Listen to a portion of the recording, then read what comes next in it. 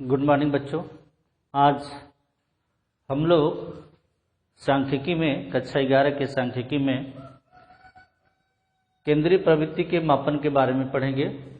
केंद्रीय प्रवृत्ति के मापन में हम लोग सरल एवं भारित, मध्यांक एवं बहुलक के बारे में पढ़ते हैं। तो आज हम लोग जो है समांतर माध्य के बारे में पढ़ेंगे कि समांतर माध्य कैसे ज्ञात किया जाता है। उसके पहले हम लोग केंद्रीय प्रवृत्ति के बारे में जाने, यानी एक ऐसा प्राप्तांक जो संपूर्ण समूह के प्राप्तांकों का प्रतिनिधित्व करता हो, उसे केंद्रीय प्रवृत्ति कहते हैं। केंद्रीय प्रवृत्ति कहते हैं।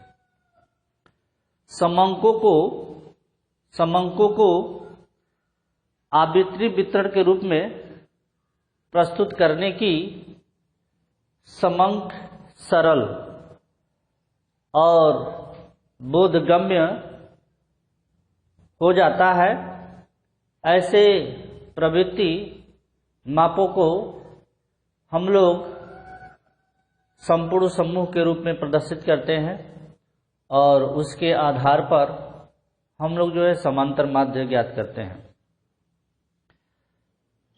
तो ऐसी प्राप्तांकों को केंद्रीय प्रवृत्ति कहते हैं, यानी जो संपूर्ण समूह के प्राप्तांकों का प्रतिनिधित्व करता हो, उसको केंद्रीय प्रवृत्ति कहते हैं। केंद्रीय प्रवृत्ति के माप के दो उपयोग हैं। केंद्रीय प्रवृत्ति के माप के दो उपयोग हैं।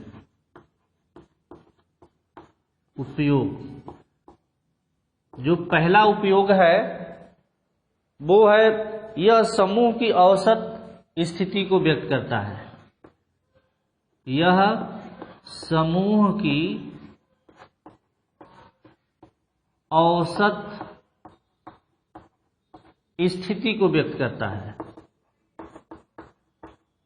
स्थिति को व्यक्त करता है।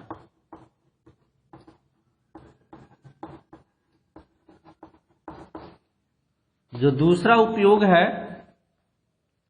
दो या दो से अधिक समूह की तुलना करने, दो या दो से अधिक समूह की तुलना करने, दो या दो से अधिक समूह की तुलना करने में भी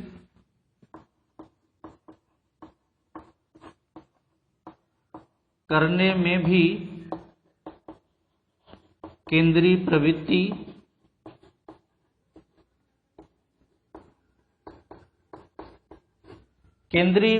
प्रवृत्ति के मानों का उपयोग किया जाता है। मानों का उपयोग किया जाता है।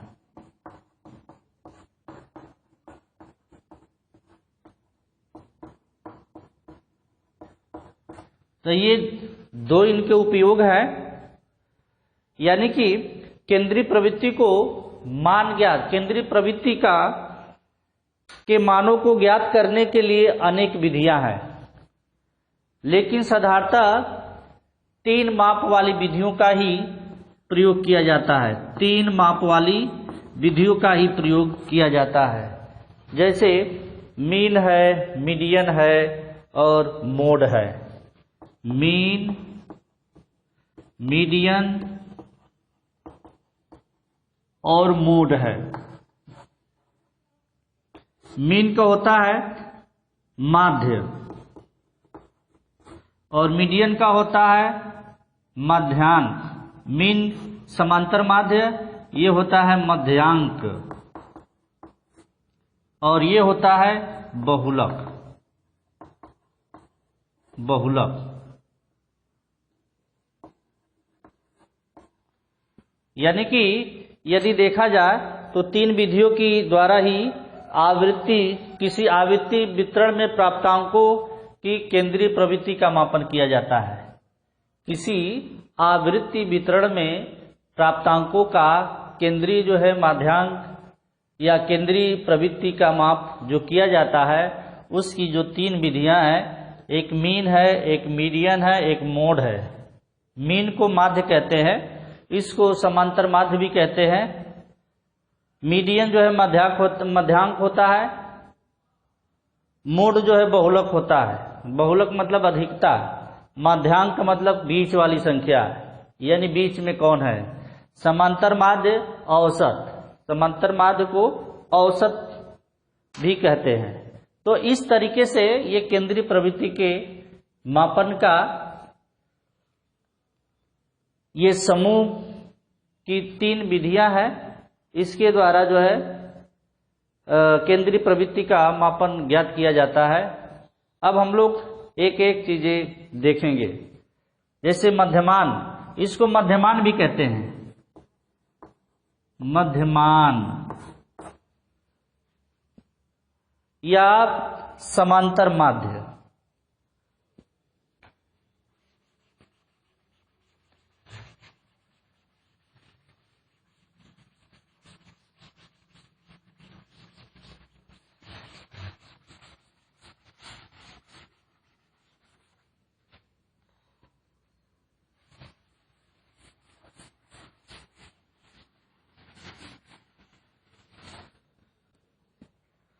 समांतर माध्य,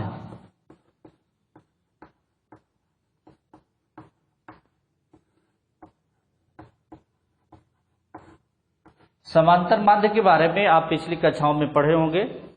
आप कक्षा 7 की गणित में, कक्षा 8 की गणित में आप पढ़े होंगे, और 9-10 में जब आप गणित पढ़े होंगे तो वहां पर भी आप समांतर माध्य के बारे में पढ़े होंगे। उसी चीज को हम लोग पढ़ेंगे। तो समांतर माध्य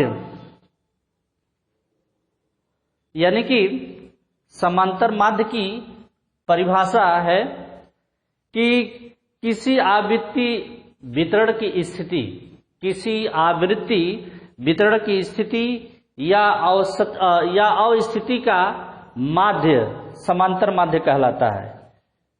यदि यूल और केंडाल के अनुसार देखा जाए, यूल एक अर्थशास्त्री है, सांख्यिकी विद है, और केंडाल भी है, उनके अनुसार देखा जाए तो किसी आवृत्ति वितरण की स्थिति या अवस्थिति का जो माध्यांक होता है वो समांतर माध्य होता है। दूसरी चीज, क्लार्क और शिकार्डे के अनुसार माध्य समूहों के, माध्य जो है समंकों के समूहों का वर्णन करने के लिए, इसको चाहे तो लिख सकते हैं क्लार्क एवं शिकार्डे के अनुसार, क्लार्क एवं शिकार्डे के अनुसार, शिकार्डे के अनुसार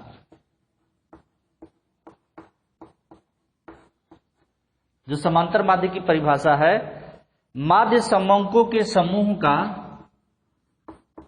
माध्य समंकों के समूह का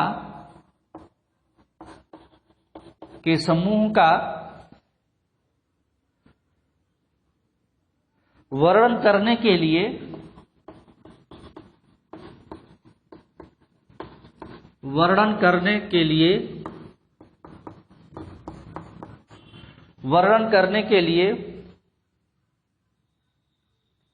एक अकेली संख्या प्राप्त करना, एक अकेली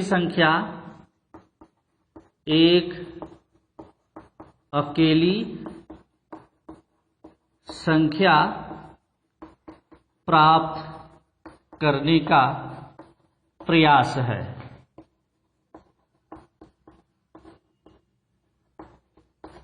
यदि कि माध्य समंकों के समूह का वर्णन करने के लिए एक अकेली संख्या प्राप्त करने का प्रयास करना समांतर माध्य है। जब हम लोग इसको गणितीय भाषा में पढ़ेंगे तो वहां स्पष्ट हो जाएगा कि समांतर माध्य कैसे ज्ञात करते हैं। ये जो है क्लार्क एवं शिकार्डे की परिभाषा है, उन्होंने समांतर माध्य की क्या परिभाषा दी है। तो यदि अनेक अर्थशास्त्रियों की परिभाषाओं का यदि अध्ययन किया जाए और अध्ययन करने के बाद स्थिति ये होती है कि मध्यमान समंकों का गुरुत्व केंद्र होता है। जो मध्यांक होता है या जो माध्य होता है, मध्यमान जो होता है या जो माध्य होता है, वो समंकों का गुरुत्व केंद्र होता है। या मध्यमान वह प्राप्तांक है जो समस्त प्राप्तांकों के योग को प्राप्तांकों की संख्या से भाग देने पर प्राप्त होती है। यानी कि मध्यमान वह प्राप्तांक है जो समस्त प्राप्तांकों की संख्या के योग में संख्या से भाग देने पर प्राप्त होती है। इसको हम लोग गणितीय भाषा में देख लेंगे। जैसे मान लीजिए कोई प्राप्तांक या कोई संख्या दी हुई है। जैसे मान लीजिए कोई प्राप्तांक है 5, 8, 7, 14, 16। ये कुछ विद्यार्थियों का सांख्यिकी में प्राप्तांक दिया हुआ है। 5, 8, 7, 14 और 16। इनका हम लोगों को माध्य ज्ञात करना है या मध्यमान ज्ञात करना है।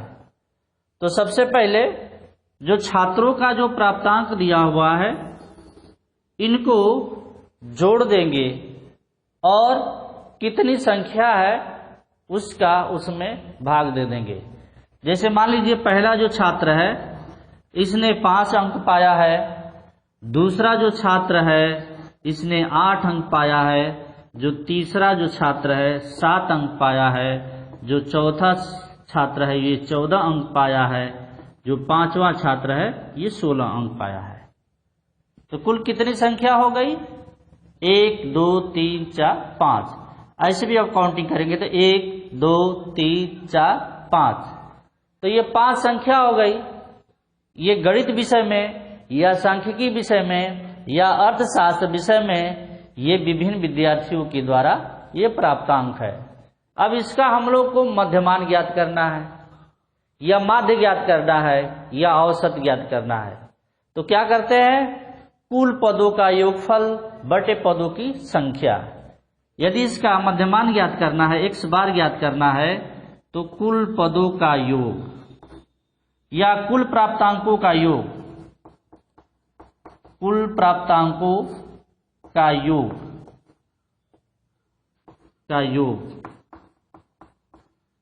बटे पदों की संख्या, बटे पदों की संख्या। x बार से प्रदर्शित कर रहे हैं हम। x बार का मतलब मध्यमान या समांतर माध्य या औसत। कुल पदों का प्राप्तांक, तो कुल पदों का प्राप्तांक हो जाएगा ये 5 हो गया प्लस 8 हो गया प्लस 7 हो गया प्लस 14 हो गया प्लस 16 हो गया बटे पदों की संख्या कितनी है? 1, 2, 3, 4, 5। 1, 2, 3, 4, 5 बटे 5 हो जाएगा। बराबर हो गया। पांचों का योग कर लेंगे। 6, 4, 10 हो गया। 10, 7, 17, 17, 8, 25, 25, 5, 30 हो गया। 30 को 0 हो गया। ये 1 है, ये 2 है और 3 हासिल हो गई। कितनी हो गई? 5 हो गई बटे 5।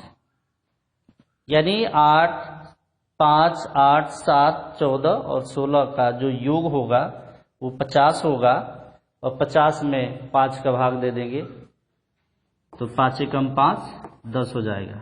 तो x बार का मान कितना हो जाएगा? 10 हो जाएगा। तो ये क्या हो गया? ये मध्यमान हो गया, ये माध्य हो गया।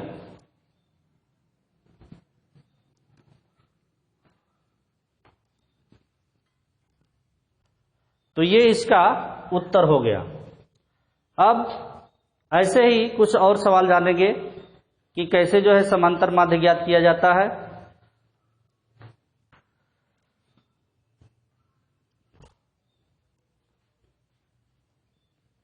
दूसरा सवाल हम लोग देखेंगे। इस फार्मूले को दूसरे तरीके से भी लिख सकते हैं गणितीय भाषा में।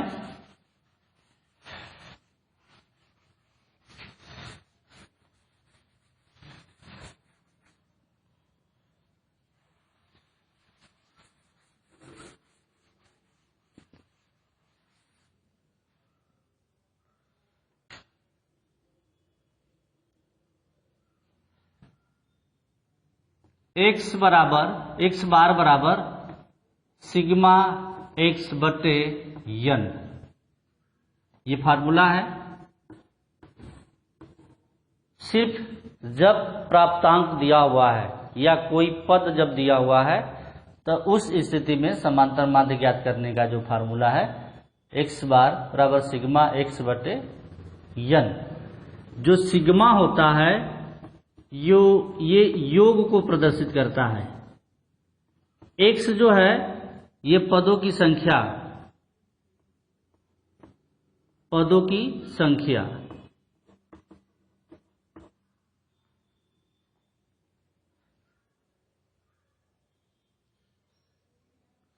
x पदों की संख्या नहीं है, x जो है प्राप्तांक को प्रदर्शित करता है।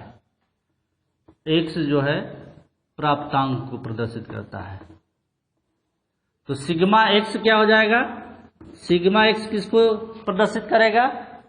प्राप्तांक के योग को प्रदर्शित करेगा।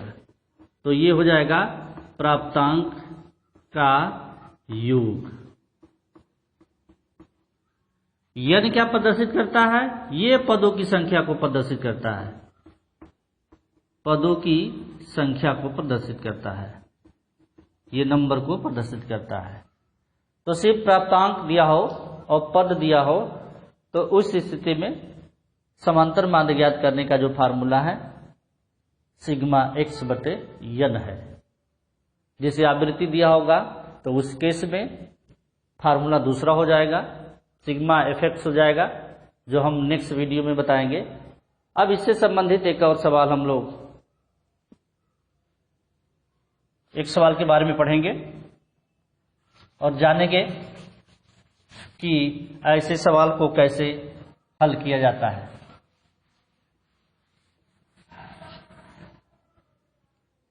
जैसे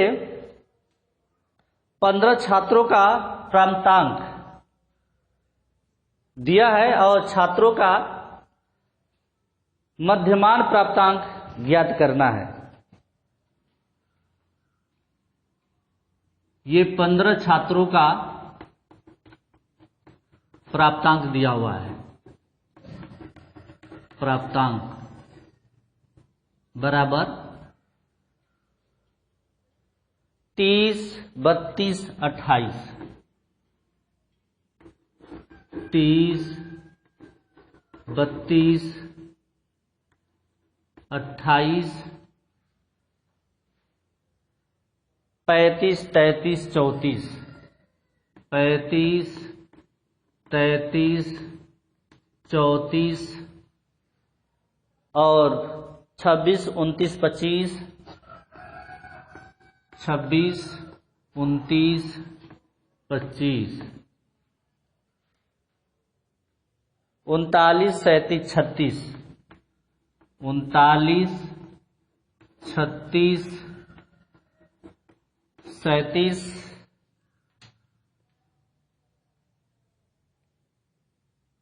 32, 35, 29। 32, 35, 29। ये जो है 15 छात्रों का प्राप्तांक दिया हुआ है।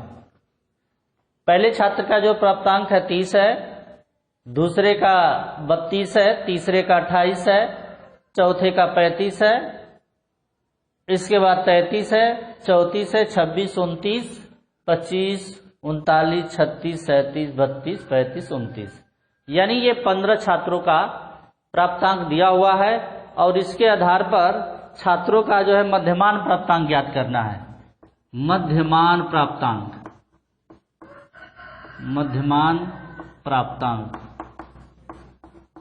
ज्ञात करना है। इसको देख ले, 1 2 3 4 5 6 7 8 9 10 11 12 13 14 15 दिया हुआ है। इसका मध्यमान प्राप्तांक ज्ञात करना है। मध्यमान प्राप्तांक का मतलब यह हुआ समांतर माध्य ज्ञात करना है या माध्य ज्ञात करना है या औसत ज्ञात करना है। ये एक ही चीज होता है। तो समांतर माध्य बराबर होगा, समांतर माध्य बराबर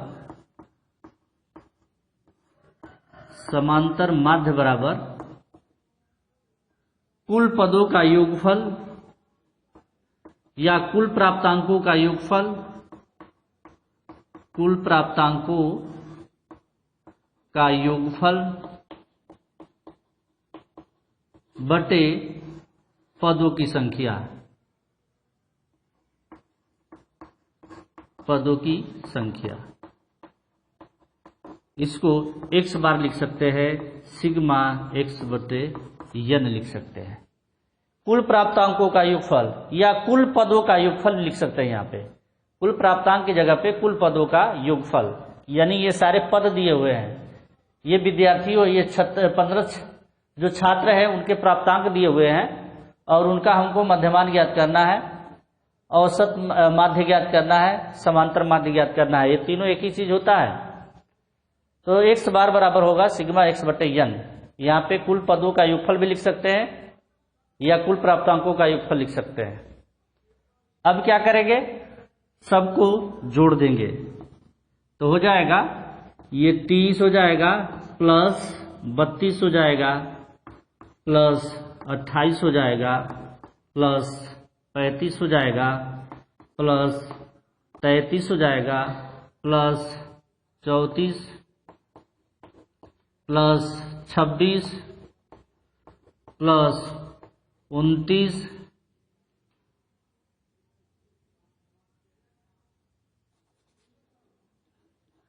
प्लस, हम नीचे लाइन में लिख देते हैं क्योंकि ज्यादा संख्या है, प्लस 25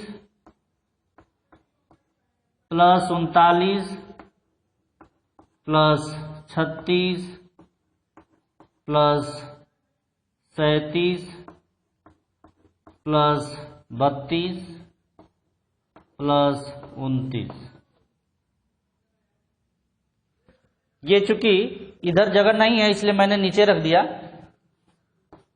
बटे कुल पदों की जो संख्या है ये 15।